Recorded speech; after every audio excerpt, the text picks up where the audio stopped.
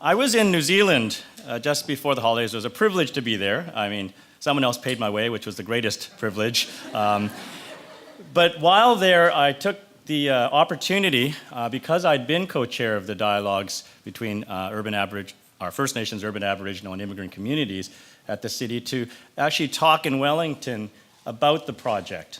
And one of the groups that I talked to was a local iwi, so a Maori a band or tribe, if you want to use the British imperial term. And so one of the protocols, as I spoke, was they said beforehand that I would be welcomed into the iwi, and I was to sing.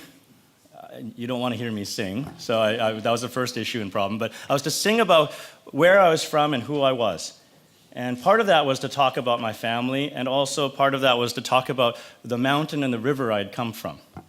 Now that may seem straightforward, but actually it was quite a challenge, because where do I come from? Do I name, Mount Seymour and the Fraser River? Do I name actually the place that my ancestors came from in China? And so I thought about it for quite a long time, and there were issues about my choice. One was, if I was to name this place as mine, as I went to this place in New Zealand, what did that say about my belonging here and those of the First Nations and Aboriginal peoples upon whose land we live? And so when I finally did go and speak, one of the things I said was my name. I spoke in Cantonese. I described where I was from as being Gold Mountain, but I also made sure to say that my ancestors came from Zhongshan County in southern China, one of the 8 counties that sent most of the overseas Chinese to Canada, United States, Australia, New Zealand.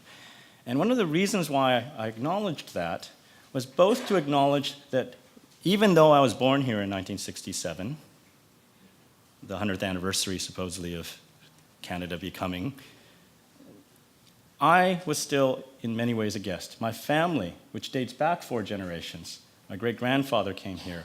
My grandfather and his brothers, they paid the head tax. But we are still on someone else's land. We have not reconciled that. We have not made right that.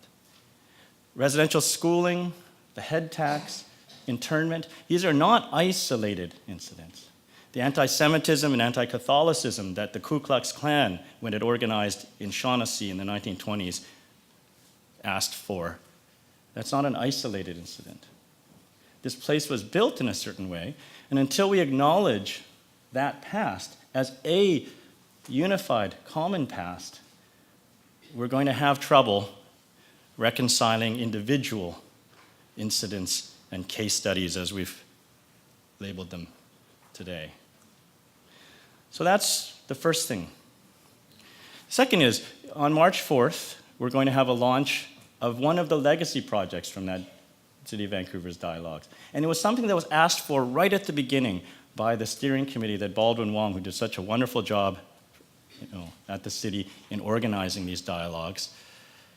One of the things that was asked for was, how can we let every single newcomer to Canada know what the story is, the real story, not the mythic story of Canada as this was built by the English and the French, and everybody else was sort of not really belonging, including the people already here, but the real story. And so even though during our dialogues we had incredibly difficult conversations, engaged conversations, one of the questions always was, after you finish talking, so what? What are you going to do to change the world? Is this just about the converted and preaching to the converted, the people already who agree with each other in this room? We had faced the same issue with the city dialogues. And so one of the things that's the legacy, and I hope you can take part in that, is a newcomer's guide. And at the heart of that newcomer's guide is both an accounting and reckoning of our history and past, residential schools, of things like the Indian Act, of depriving an Aboriginal woman of her status even as she marries someone non-Aboriginal. Well, we don't do that to the men. All these kinds of things that were part of the Indian Act. That was part of the colonial relationship we've had with Aboriginal and Indigenous peoples. But part of it also is to metaphorically say, you're welcome here, but who is welcoming you? Whose land are you on as a guest? And think within your own cultural traditions of wherever you've come of what it means to be a guest, of what is hospitality. When you go over to someone's house for dinner, you come empty-handed? Or do you, in thankfulness for being invited to someone's home, do you bring something? Do you bring a food gift? Do you bring a bottle of wine? What is it to have a reciprocal relationship, a right relationship? And it's in those simple ways you can send a very strong message about who you are, who we are, where we are.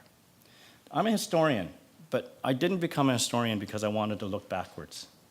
I became a historian because in growing up here, I faced constantly as a child this sense that I don't belong, that this place is for someone else. It's not. This place can and should be for all those who are willing to work together to share in its wealth and bounty. And that means reckoning with our past, and it means having a common past to build a common future.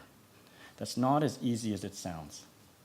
It's not enough to have in our textbooks, this is the story of how the West was settled by Europeans. And by the way, we screwed over this set of people. Okay, and then back to the main story, and and a little later, oh, by the way, we also did that to that set of people. Okay, and then back to the main story, and there's a lot of by the ways, right?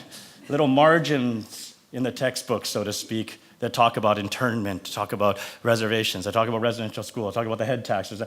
They, as I said at the beginning, they weren't isolated incidents. They're not all sidebar. They are one history. And until we can reckon one history, until we can think of this place where we are as a kind of Pacific Canada where transatlantic migrants and trans-Pacific migrants had to engage and interact not only with each other, but with Indigenous peoples, we're not going to be able to move forward. Let me give you an example. We heard earlier of what do you draw upon in the past? If you draw upon only the suffering, then do you become resentful? Do you become angry? How do you look forward while drawing from the past? One way is to draw upon an alternative past, an alternate way of thinking. So during the gold rush, all these people rushed from all over the world up the Fraser Canyon. And there was what was called the Canyon Wars. You may not have heard of them. But many of the First Nations up and down the Fraser just sort of said, enough with this. And so they tried to push out the newcomers. It became the Canyon War. They succeeded for a while, and then there was a treaty, or a kind of peace treaty signed. But one of the things that we often don't know is they didn't kick out the Chinese miners. Why? One of the reasons is the Chinese miners tended to respect the people already there. Now, this is not about a utopic past. Chinese have done plenty of things that weren't so great. But at that moment, we have an alternative past. A way to look back and say, you see, it didn't have to be the way it turned out. It didn't have to be done that way. Here's an example of respecting sacred lands. We won't dig there because we actually ended up talking to these people who already live here and say, is it okay to dig here? Simple question. People had dinner together, brought gifts, talked. And so they had a right relation. That was a long time ago, but that history doesn't have to be forgotten. Human beings are the only species that tell stories about the past. We tell stories about the past, not because we want to dwell in the past, but because we need those stories to know who we are, and where we're going. And so one of the things, if you ask me what reconciliation is reckoning with the past, acknowledging those things that have gone wrong, but also understanding that you need a common history to have a common future. And until we have a common history in which we can all agree that these things happened, and we're going to move forward together, to live together, And part of that is to have perhaps pasts alternate to what actually happened, to recognize what happened, but to say, even in the past, there were other ways it could have been done. One final thought. When I was taking classes here, K through 12, it was always like, oh, in 1947, Canada gave citizenship to everyone. And I was always like, oh, it was quite generous of Canada. All of a sudden, unilaterally to say, we're going to not be racist anymore. We're going to make everyone never explained why. Who did that?